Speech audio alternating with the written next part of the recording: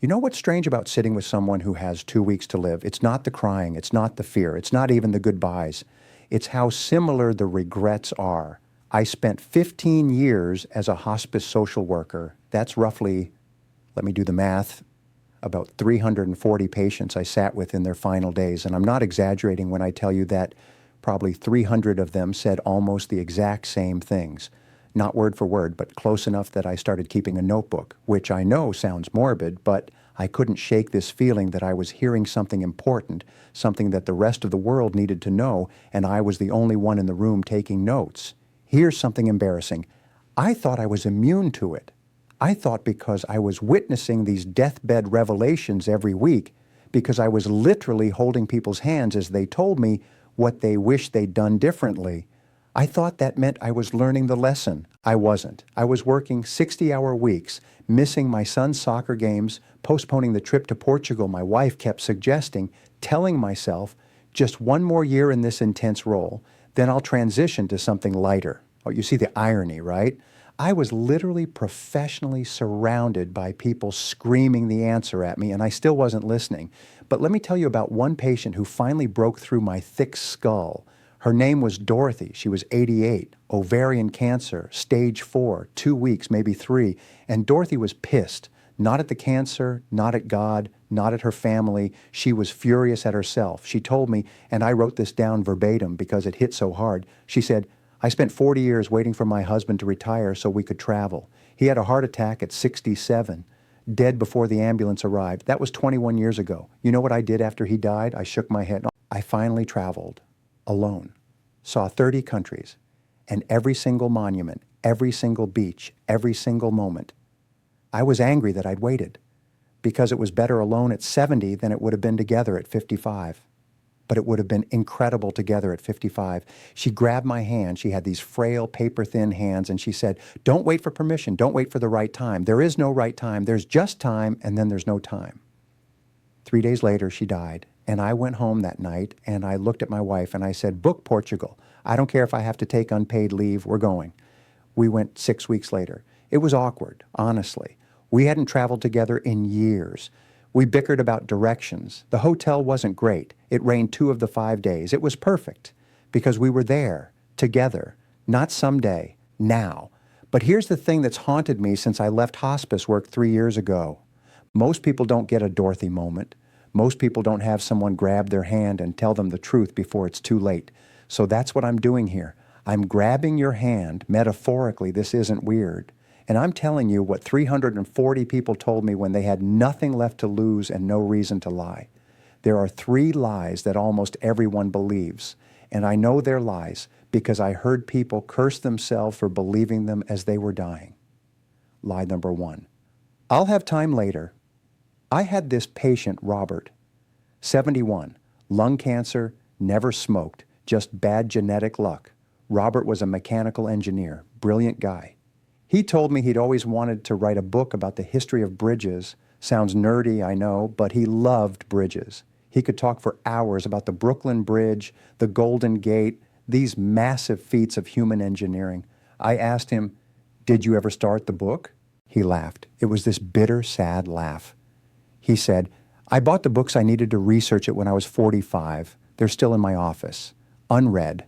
I told myself I'd start after I retired at 65. He died at 71. The books are probably still on that shelf.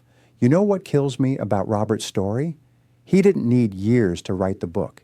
He needed Tuesday nights. He needed Saturday mornings.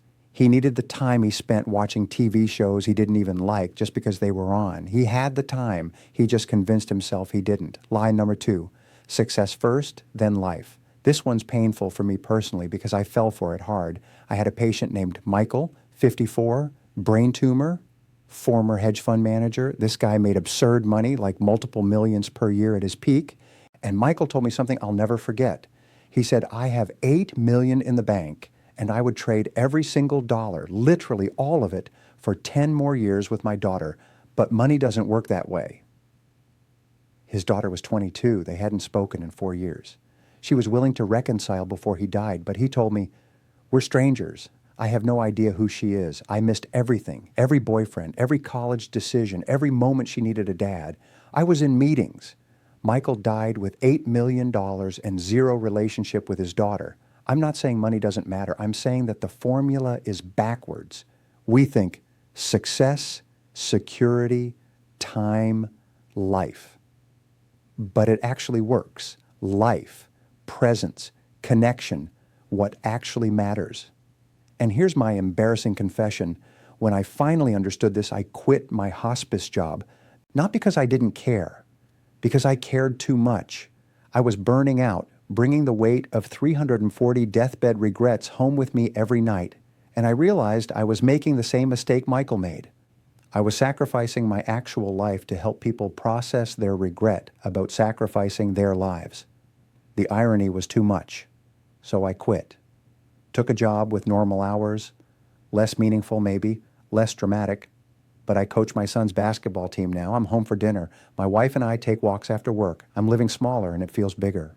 Lie number 3, the people I love know I love them. This one broke me more than any other. I had a patient named Susan, 76, pancreatic cancer, 2 sons, both successful, both living across the country. Her sons visited during her final week, and I watched them sit there, awkward, not knowing what to say, and Susan kept trying to tell them she was proud of them, that she loved them, but it came out stilted and weird because they'd never had those conversations before. One of the sons, I think his name was David, he said to me in the hallway, "I don't know how to talk to my mom. We never talked like this." And I wanted to scream at him, "She's dying, figure it out." But I didn't, because I understood. They'd spent 40 years in surface-level conversations. "How's work?" "Fine." "How's the weather there?" "Good." They never went deeper because it felt uncomfortable. And now in the final week, they didn't have the foundation to go deep.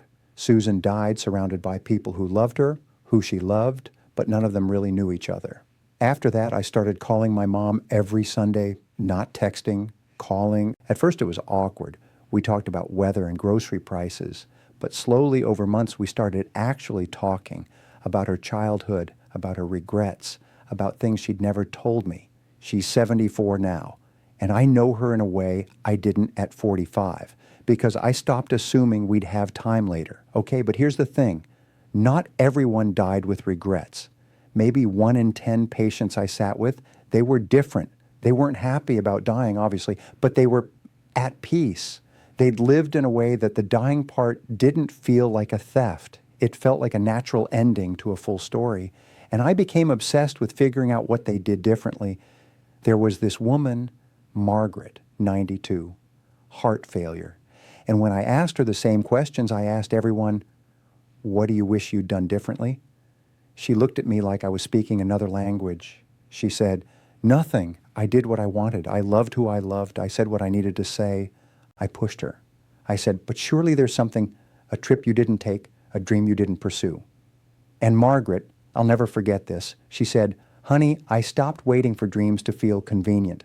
I pursued the small ones immediately. The big ones scared me, so I broke them into small pieces. But I didn't postpone joy. That was my rule. Don't postpone joy. Don't postpone joy."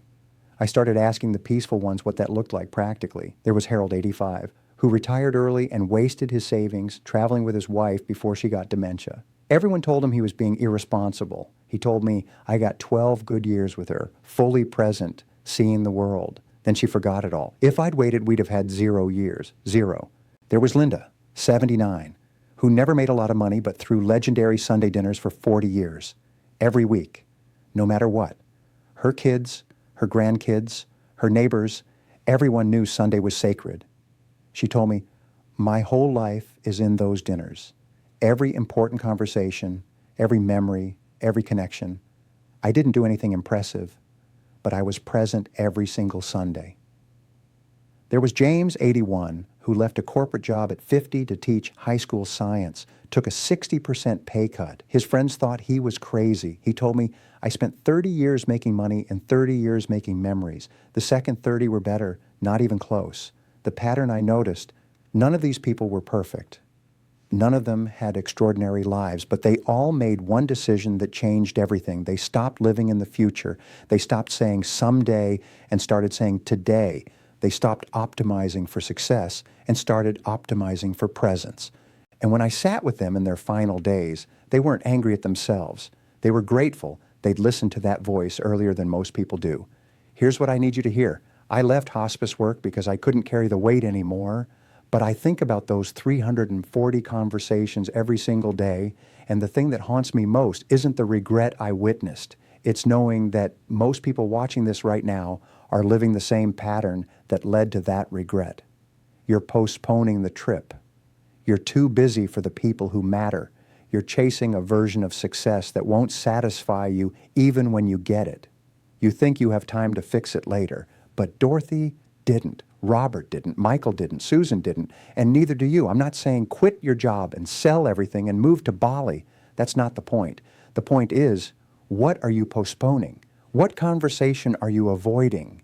What joy are you delaying until some imaginary right time? That thing, do it this week, not someday. This week, call your mom, book the trip, start the hobby, have the hard conversation, say the thing you've been too scared to say.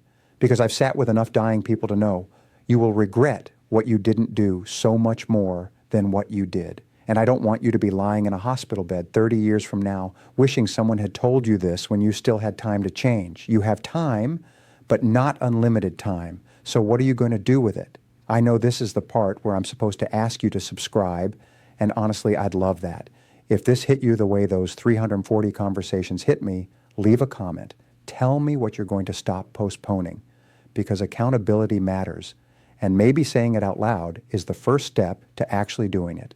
Thanks for listening. Now go live.